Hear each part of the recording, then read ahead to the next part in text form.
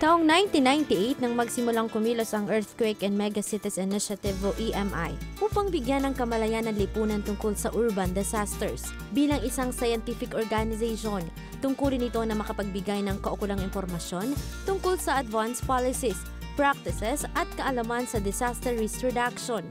Ang pangunahing layunin ng EMI ay ipaalam sa ating mamamayan ang kahalagahan na mapaliit ang bilang ng mga maaring sakuna sa mga pamayanan o sa mga syudad na sentro ng kalakalan at industriya. Ang kanilang pamamaraan upang makamit ito ay ang pagbuo ng mga programa na kung saan ginagawang matatag ang kooperasyon ng researchers, scientists, practitioners at stakeholders. Ang Cluster Cities Project at 3CD o Cross-Cutting Development Program ay ilan lamang sa kanilang mga proyekto. Ang mga programang ito ang nagsisilbing channel o lagusan ng impormasyong scientific at technical ng EMI patungo sa mga opisyal ng lokal na pamahalaan, mga bumubuo ng patakaran at maging hanggang sa mga personal na humahawak ng disaster management policies at mga nararapat na aksyon ukol dito. Lalong pinagtibay ang layunin ng EMI at nairehistro sila sa ating bansa bilang isang non-stop, non-profit, non-governmental organization noong taong 2003. Lumipas ang 2 taon at kinilala sila ng United Nations Development Program bilang isang ahensya na nagpapatupad ng urban risk reduction programs. Dagdag pa dito ay nagirin silang miyembro ng UN Task Force for Disaster Reduction. Ang aktibo nilang pakikipag-ugnayan sa United Nations ay nagbunga upang makamit nila ang membership para sa UN Global Platform for Disaster Reduction noong 2005. Sa kasalukuyan, ang EMI ay magkakaroon ng isang seminar tungkol sa disaster risk management kung saan tatalakayin ito ng mga kilalang eksperto at educators sa larangan ng disaster risk reduction. Alamin ang mga programang hatid ng Earthquake and Megacities Initiative sa isang oras na talakayan kasama si Ms. Elaine Fuentes. Ako si Ella Husay at approve sa amin ang organisasyong ito. Thank you very much, Ms. Ella o Ellery Husay. Alam niyo mga kaibigan, nitong mga nakakaraang araw ay nakita natin all over the world ang mga calamities, ang mga natural occurrences na kumikitil ng buhay. Ngayon, ang ating bisita sa ating palatuntunan ay isang grupo ng mga eksperto, hindi nanghuhula lang, eksperto talaga sila. May data silang pinagbabasihan ng kanilang mga moves.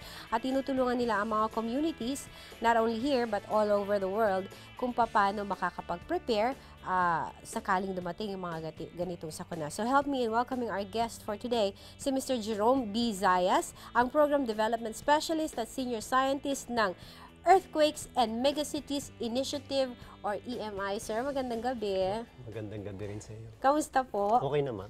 Nung malaman ko na na Program Development Specialist, Senior Scientist, medyo na-intimidate ako kasi scientist. Ako din eh. Ano ba sir ang specialist mo? Yun. Specialization mo as a scientist? Kasi actually ako yung pinakamatanda, kaya senior yung nakalagay Okay. doon. Ako yung pinakamatanda sa EMI. At pinakamayaman din sa experience. Yes, Maaari, yes. So, formerly before I was appointed as senior scientist, I used to be the associate technical director. Okay. So, what it means is, ako yung, kumbaga, in addition to my managing the technical side of work, ako yung nagmamanage ng organization here in the Philippines, yung secretariat namin. Binanggit mo nga kanina na worldwide. So, ang operations namin is global. Pero we are headquartered here in Quezon City since 2003 here in the Philippines. Okay, so kayo ay 11 years old na.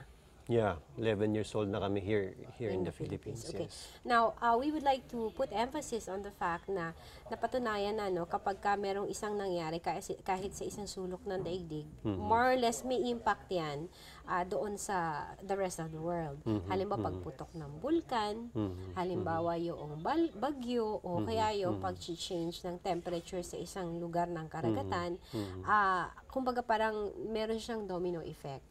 So, EMI is present all over the world and finally, it came to the Philippines in 2003. Okay.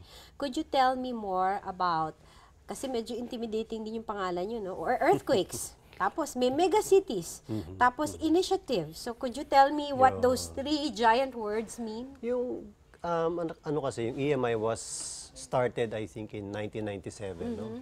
When a group of earthquake scientists met together and discussed about the risk that cities face. Kasi nung nangyari yung Kobe earthquake sa Japan, Yes. and you know that Japan is one of the more developed countries in the world, no? Nagkaroon ng earthquake overnight, there was